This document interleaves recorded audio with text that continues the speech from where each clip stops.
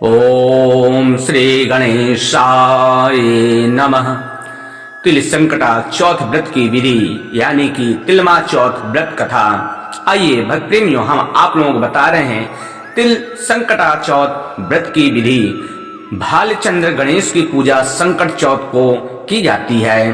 प्रातः काल नित्य कर्म से निवृत्त होकर के मंत्रों विधि सहित गणेश जी की पूजा करें। निम्न श्लोक पढ़ करके गणेश जी का वंदना करें। मंत्र है गजाननं भूते गणादि सेवितं कपित जम्बो फलचारु भक्षणम् उमासुतं शोक विनाशकारिकं नमामि विघ्नेश्वर पाद पंकजम। इसके बाद में भालचंद्र गणेश का ध्यान करके पुष्प अर्पित करें। पूरे दिन मन ही मन में श्री गणेश जी के नाम का जप करें। सूर्यास्त के बाद स्नान करके स्वच्छ वस्त्र पहन लें। अब विधि पूर्वक गणेश जी का पूजन करें। एक कलश में जल भर करके रख लें। धूप दीप अर्पित करें। नैवेद्य के रूप में तिल तथा गुड़ के बने हुए लड्डू, ईख, शक्कर, कंद, गुड़ तथा घी अर्पित करें।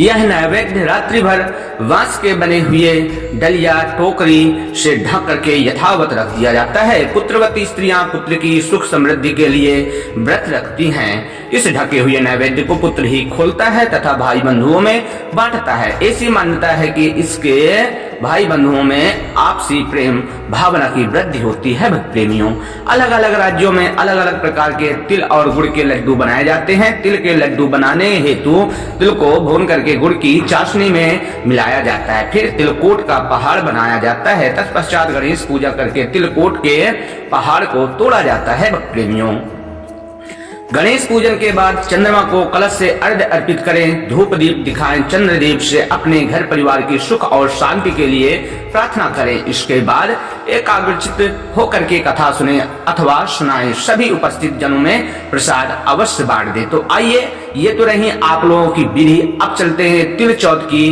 कथा यानी कि कहानी की और। भक्त प्रेमियों, एक शहर में देवरानी जेठानी रहती थी। जेठानी अमीर थी और देवरानी गरीब थी। देवरानी गणेश जी की भक्त थी। देवरानी का पति जंगल में लकड़ी काट कर बेचता था और अक्सर बीमार रहता था। देवरानी जेठानी के घर का सारा काम करती और बदले में जेठानी बचा हुआ खाना, पुराने कपड़े आदि उसको दे देती थी। इसी से देवरानी का परिवार चल रहा था। भक्त प्रेमियों, माघ महीने में देवरानी ने तिल चौथ का व्रत किया। 5 का आने पर तिलमा चौथ आने का तिल व गुड़ ला करके तिल कुट्टा बनाया। पूजा करके तिल चौथ की कथा, तिल चौथ की कहानी सुनी और तिल कुट्टा में छींके में रख दिया जाता है। और सोचा कि चांद उगने पर पहले तिल कुट्टा और उसके बाद ही कुछ खाएगी। कथा सुनकर के वह जेठानी के यहाँ चली जाती है। खाना बना करके जेठानी के बच्चों से खाना खाने को कहा तो बच्चे बोले माँ ने व्रत किया है और माँ भूखी है। जब माँ खाना खा लेगी हम भी तभी खाएंगे। जेठानी को खाना खाने को कहा तो जेठानी बोली मैं अकेला नहीं खाऊंगी।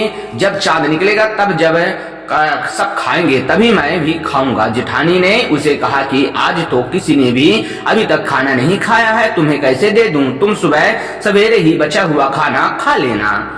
देवरानी के घर पर पति बच्चे सब आस लगाए बैठे थे कि आज तो त्योहार है, इसलिए कुछ पकवान आदि खाने को मिलेगा। परंतु जब बच्चों को पता चला कि आज तो रोटी भी नहीं मिलेगी तो बच्चे रोने लगते हैं। उसके पति को भी बहुत गुस्सा आता है। कहने लगता है कि सारा दिन काम करके भी 2 रोटी नहीं ला सकती हो तो काम क्यों करती हो? पति ने गुस्से में आकर के पत्नी को कपड़े धोने से मारा और धोना हाथ से छूट जाता है तो पाटे से मारा। वह बेचारी गणेश जी को याद करती हुई रोते रोते पानी पी करके सो जाती है। उस दिन गणेश जी देवरानी के सपने में आए और कहने लगते हैं धोब ने मारी, पाटे मारी तो रही या जाग रही थी?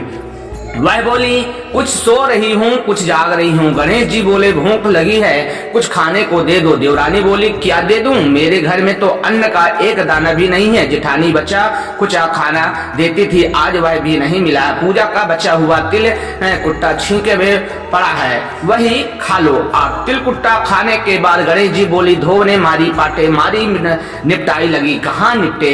वह बोली यह बड़ा घर जहाँ इच्छा हो वहाँ निपट लो। फिर गणेश जी बच्चे की तरह बोले, अब मैं कहाँ पहुंचूं नींद में मंगने। अब देवरानी को बहुत गुस्सा आया कि कब से तंग किए जा रहे हैं, तो बोली, मेरे सर पर पहुंचो। और कहा पहुंचोगे। सुबह जब देवरानी उठी तो यह देख करके हैरान रह जाती है कि पूरा घर हीरे मोती से जगमगा रहा है। सिर पर जहां विनायक जी पोंछनी कर रहे थे गए थे, वहां हीरे के टीके व बिंदी जगमगा रहे थे। उस दिन देवरानी जेठानी के यहाँ काम करने नहीं गई। बड़ी देर तक राह देखने के बाद जेठानी ने बच्चों को देवरानी को बुलाने भेजा, तो जेठानी ने सोचा कल खाना नहीं दिया, इसलिए शायद देवरानी बुरा मान गई है। बच्चे बुलाने गए और बोले, चाची चलो, माँ ने तुमको बुलाया है, सारा काम पड़ा है। देवरानी ने जवाब दिया, अब उसकी जरूरत नहीं है, घर में सब भरपूर है। गणेश जी के आशीष से बच्चों ने घर जाकर के माँ को बताया कि चाची का तो पूरा घर हीरे मोतियों से जगमगा रहा है। जेठानी दौड़ती हुई देवरानी के पास आ जाती है और पूछती है कि यह सब कुछ कैसे हुआ। देवरानी ने उसके साथ जो हुआ वो सब कुछ उससे कह डाला। घर लौट करके जेठानी अपने पति से कहा कि आप मुझे धोने और पाटे से मारो। उसका पति बोला कि भली मानस, मैंने कभी तुम पर हाथ भी नहीं उठाया, मैं तुम्हें धोने और पाटे से कैसे मार सकता हूँ। वह नहीं मानी और जिद करने लगी। मजबूरन पति को उसे मानना पड़ा। उसने ढेर सारा घी डाल करके चूरमा बनाया और छींके में रख करके और सो गई। रात को चौथ विनायक जी सपने में आए और कहने लगे, भूख लगी है, क्या खाऊं। जेठानी ने कहा, हे गणेश जी महाराज, मेरी देवरानी के यहाँ तो आपने सूखा तिलकुट्टा खाया था, मैंने तो झट्टे घी का चूरमा बना करके आपके लिए छींके में रखा है। फल और मेवे भी खा रहे हैं, आप जो चाहे खा लीजिए। बाल स्वरूप गणेश जी बोलते हैं, अबे निपटे कहाँ। जेठानी बोली, उसके यहाँ तो टूटी फूटी झोपड़ी थी, मेरे यहाँ तो कंचन के महल हैं, यहाँ चाहो निपटूं। फिर गणेश जी ने पूछा, अब पूछूं कहाँ। जेठानी बोली, मेरे लालाट पर बड़ी सी बिंदिया लगा करके पूछ लो। धन की भूखी जेठानी सुबह बहुत जल्दी उड़ गई और सोचा हर घर हीरे जवाहर से भर चुका होगा, पर देखा तो पूरे घर में गंदगी फैली हुई थी, तेज बदबू आ रही थी, उसके सिर पर भी बहुत सी गंदगी लगी हुई थी। उसने कहा कि हे गणेश जी महाराज, यह आपने क्या किया, मुझसे रूठे और देवरानी पर टूटे। तो जेठानी ने घर और की सफाई करने की बहुत ही कोशिश करी, परंतु गंदगी और ज्यादा फैलती गई। जेठानी के पति को मालूम चला, वह भी गुस्सा हुआ और बोला, तेरे पास इतना सब कुछ था कि फिर भी तेरा मन में नहीं, तेरा मन भरा। परेशान होकर के चौथ के गणेश जी से मदद की विनती करने लगी। गणेश जी ने कहा, देवरानी से जलन के कारण तूने जो किया था यह है उसी का फल है। अब तू अपने धन में से आधा उसे दे देती तो तभी यह सब कुछ साफ हो जाता।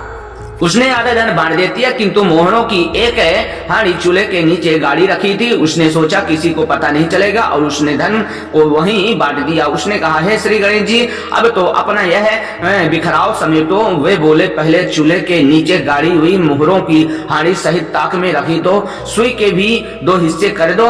इस प्रकार गजानन ने बाल स्वरूप में आकर के सुई जैसे छोटी चीज का भी बंटवारा किया और अपनी माया समेटी। हे गणेश जी महाराज, जैसे आपने देवरानी पर कृपा की वैसी सब पर करना। कहानी कहने वाले, सुनने वाले, मुंह भरने वाले सब पर कृपा करना, किंतु जेठानी को जैसी सजा दी वैसी किसी को मत देना। बोलो श्री गणेश भगवान की जय, चौथ माता की जय।